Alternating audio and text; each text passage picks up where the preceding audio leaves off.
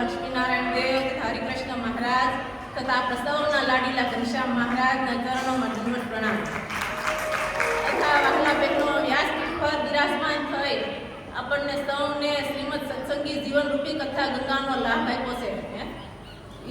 પૂજ્ય મોટા બેન તથા હિનાબેન તથા પાયલબેન તથા ખુશીબેન તથા સર્વ સાંઈ બહેનો તથા સર્વ શ્રોતાજનોને મારા ભાવથી જય સ્વામિનારાયણ.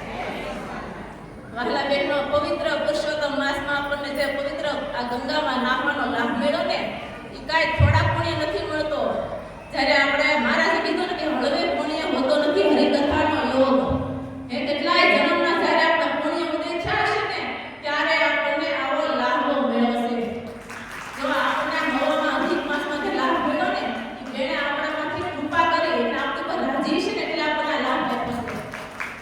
જ્યારે આપણને આ સત્સંગની કથા લેવાની હતી ત્યારે બેને કેટલાય મહિનાથી નક્કી કરતા હતા કે મારે કથા નવામાં આપવી છે, પણ એને એક મનમાં એવું થયું કે અધિક માસમાં આપવું તો અધિક બેનિફિટ વાળો લાભ કહેવાય. આપણે આમાં જો આપણે અધિક માસમાં ગંગા કિનારે આખું આમ નિર્જળા ઉપવાસ કરો અને ગંગા કિનારે બેસી ગંગાજીમાં સ્નાન કરી અને ગંગા કાંઠે યજ્ઞ કરો આખું વર્ષ, અને જે ફળ પ્રાપ્ત થાય ને એ પણ આ 5 દિવસની સત્સંગી જીવન ગાથામાં આપણને મળ્યું. એમાં યજમાનો ખાટી ગયા અમારા અનિતાબેન ને મનીષાબેન અમારા બધા યજમાનોએ લાભ લઈ લીધો. ટૂંકી સાધનામાં મોટું બેનિફિટ લઈ લીધું આ લોકો. આવો લાભ આપણે બેને આપ્યો, કારણ કે બેને આપણી પર રાજી થાય ને આ સાધુતા જેવી તેવી પરંપરાના નથી, જીવવાની પરંપરાના ગુરુ આપણને મળ્યા છે. જેવી તેવી પરંપરાના હોય તો આપણને લાભ આપવો જ નહીં. વહાલા બહેનો, આવો અને ટૂંકી જિંદગીમાં આપણને ટૂંકી જિંદગીમાં ટૂંકી સાધનામાં મોટું બેનિફિટ.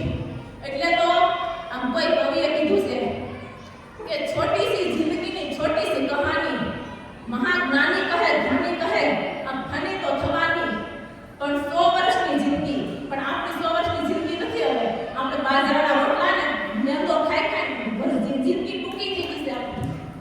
આ ટૂંકી જિંદગી પણ અડધી ઊંઘમાં જવાની છે, બાળપણાની મરદાની ખેલકૂદમાં જવાની, અને જોતા જોતા તો આપણી જુવાની આવી જવાની.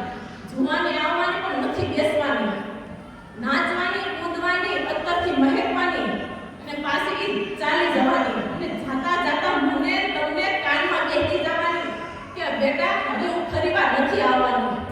આવી ટૂંકી જિંદગીમાં અને પાછી જાતે જાતે કાનમાં કહેતી જાય અને પાછી આંખે ન દેખવાની, કાને ન સાંભળવાની, માથે ઘોડો ભાત પીરસીને જતી રહેવાની. આ છે બુઢાપણાની નિશાની આપણી. એમ બુઢાપણામાં પાછી આપણે તો કોઈ દીકરાની વહુ લાવવાની વસ્તુ રહેવાની તો દાદાની કોઈ વસ્તુ જવાની નથી આપણી કોઈની. વહાલા બહેનો, આવા આપણને ગુરુ મેળા, આવા બેન મેળા આપણે આને સમાગમ કરી લેવો જોઈએ. આ તો આપણને મોક્ષનો દરવાજો આપણા માટે ખુલ્લો કર્યો હોય તો આ સંતો છે આપણા માટે. પવિત્ર સંતો આપણને મેળા એટલે આપણા માટે જીવનના મોક્ષના દરવાજા ખુલ્લા થઈ ગયા છે. જો તમે આપણે મહારાજે વચનામૃતમાં કીધું કે જીવાત્માનું મોક્ષનું દ્વાર ઉઘાડું કેમ થાય છે, પણ આપણે કહીએ ભગવાન સાધુ બે આપણા માટે મોક્ષના દાતા છે. પણ હું એમ કહું છું ભગવાન નથી, આ સાધુ જ છે